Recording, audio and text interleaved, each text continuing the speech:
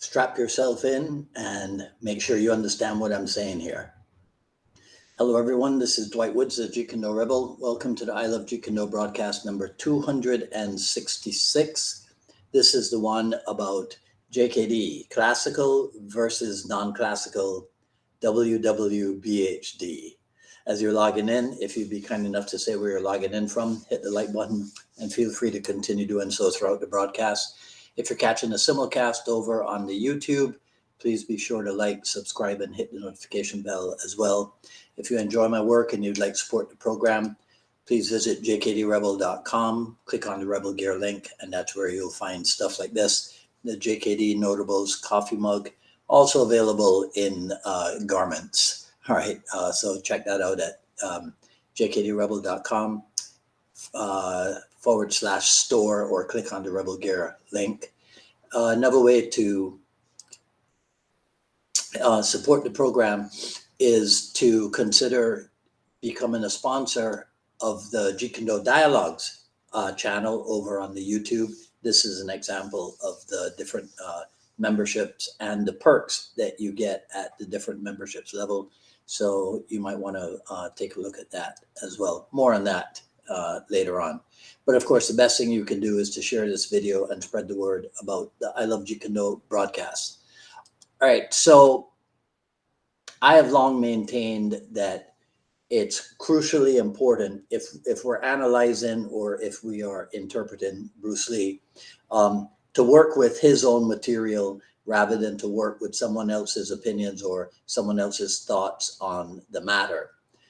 Accordingly, when I had the idea to talk about today, the movement towards the classicalization of Jeet Kune, I thought it would help to see exactly how Bruce Lee, in some instances, used the words classical and or non-classical. So I did a search of the Bruce Lee library and decided on these particular examples that you will find inside Jeet Kune commentaries on the martial way.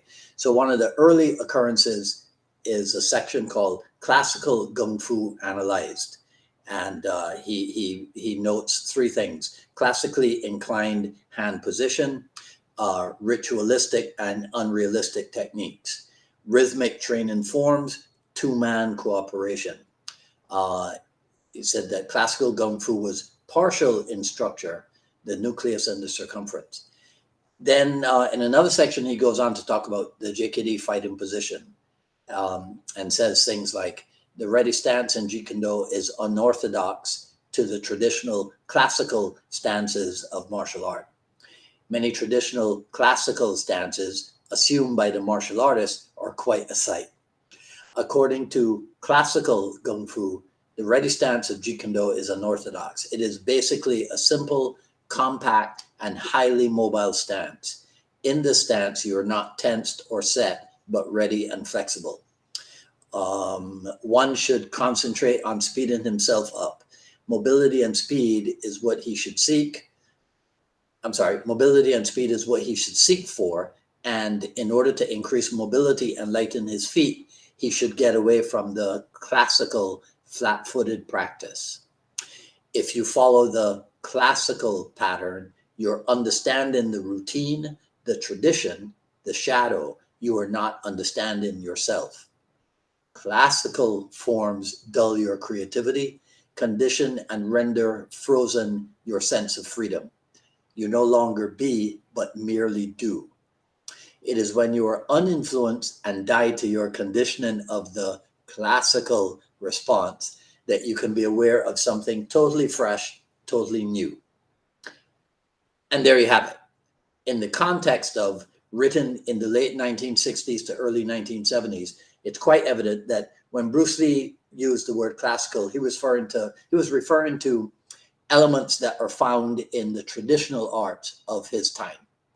Now, conversely, in a section called The Facts of Jeet Kune, under the heading non-classical, it says no classical postures, no unrealistic footwork, no mechanical bodily movements, aliveness, no dissections of movement like a corpse, and so on. So therefore, when I refer to the present trend towards the classicalization of Jeet Kune Do, I obviously cannot be referring to things like traditional stances or traditional blocks or a traditional method of striking.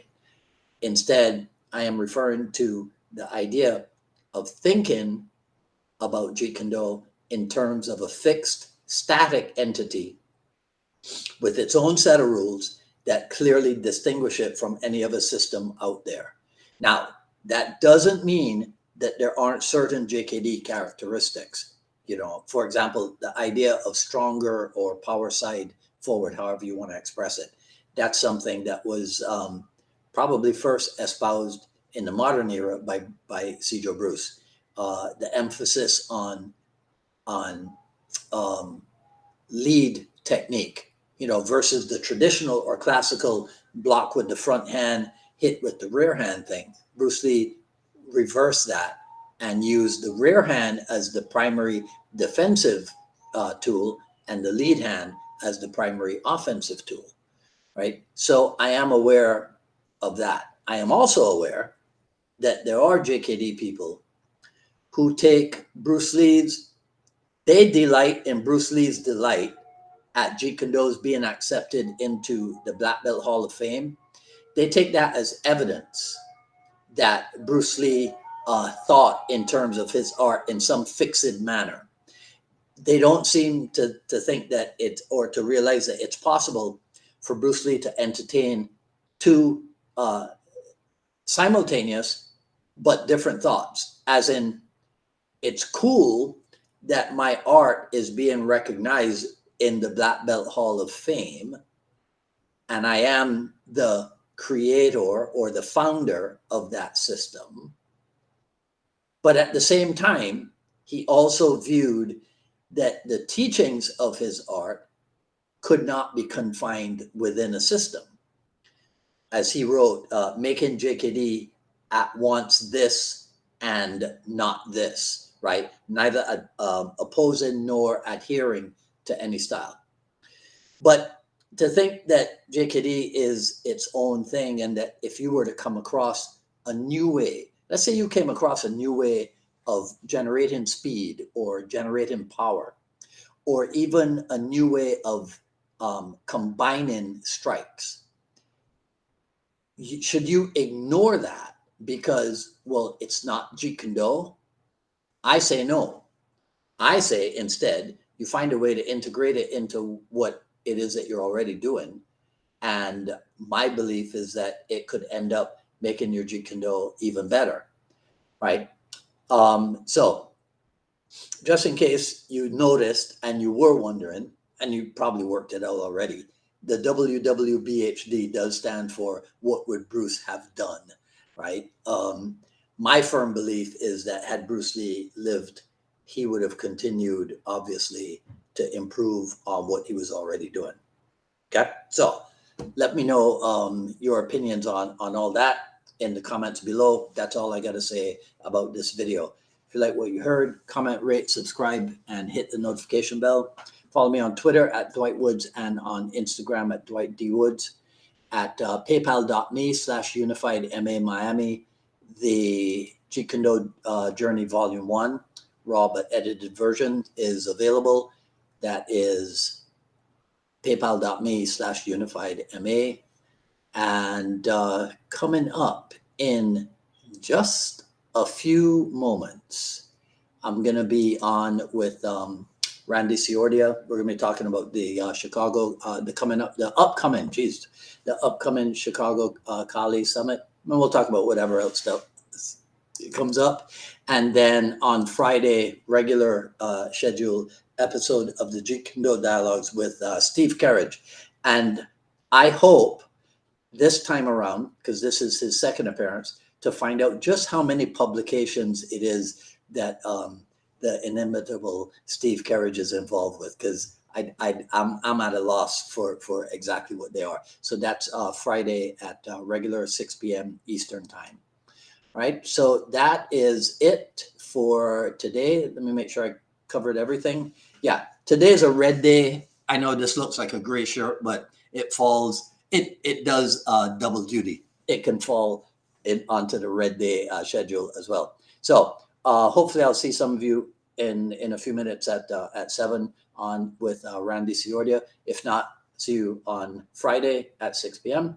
If not, see you next week for another issue of the I Love Jeet Kune broadcast. Until then, this is Dwight Woods, the Jeet Kune Rebel, signing off. You guys enjoy the rest of your day. Have a good one. Take care. Talk soon. Very soon.